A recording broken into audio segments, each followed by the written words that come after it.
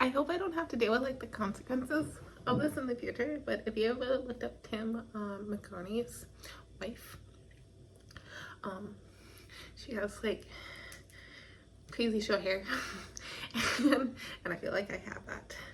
And I don't know, like I don't want to go into the how they really do. I know Tim, Mark Honey, Mark really cares about his wife. He really does, and he tries a really good job at taking care of her. So, but I feel like I'm alright at the moment, just with the hair, not like the whole entire situation and stuff like that. But tripping on because quite a few months ago, I made a video about how I could go around killing people. And so back when I was living in Morehead, I was really surprised on how quick, like how easy the transition was from Morehead to Fargo when I had to like switch driver license and do all my documentations and stuff like that. But one of the issues like later on living in Morehead was I had to actually kill people, you know, like with their bodies. Like I had to like really kill people, you know. It's not like the AI, it's not like virtual reality, it's not like holograms, it's not like haunting them. It's like literally like walking up to somebody with a gun or a knife and stabbing them and watching their heartbeat stop. That was something I did not realize I agreed to back in the day, but that was something that I did, you know. And so this was like back when Trump took office, you know. So in the process of Trump taking office, and then when Trump took office, they're like, you need to do that. And I'm just like, no, I am not going and killing people. And it was a big, huge issue. And like, I was having a really difficult time. And then Trump was like, and that's how like the vaccines came about and stuff like that. And it's just my life. But they would try to like, and they're like, you need to kill people. And I'm just like, I am not killing anybody. And I was like, I am going to do whatever it takes to not kill people. And they and that's how like people thinking about putting me in jail came about, because I refused to kill people. And so but I never got put in jail, you know. I just tried to stay as quiet as possible about not killing people, not killing people, you know. And then I moved to Fargo, and they didn't really, like, the transition was really well. And I don't know if Tim Walz had anything to do with it or not, you know. But when I moved to Fargo,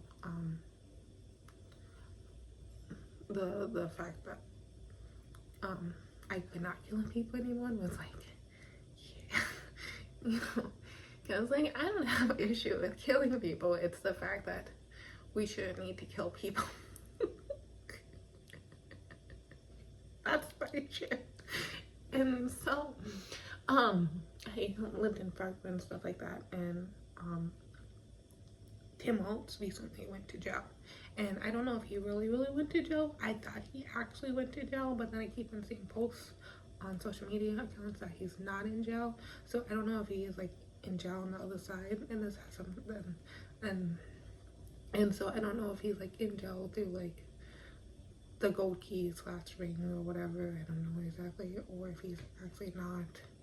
But I think that chapter in life about needing to physically kill people is closed, which is incredible, because now we can actually start really focusing on ICE police officers. And to my knowledge, people in the Fargo area do want ICE police, and we actually do have some ICE police in training. They're not actually like licensed ICE police, and that would be really exciting personally for me. That would be quote unquote food, because and I am not gonna really tell about why we call it food, but for me to watch a couple of those police officers get that badge, just because I feel like they've been working really hard to become that. But it's nice to know that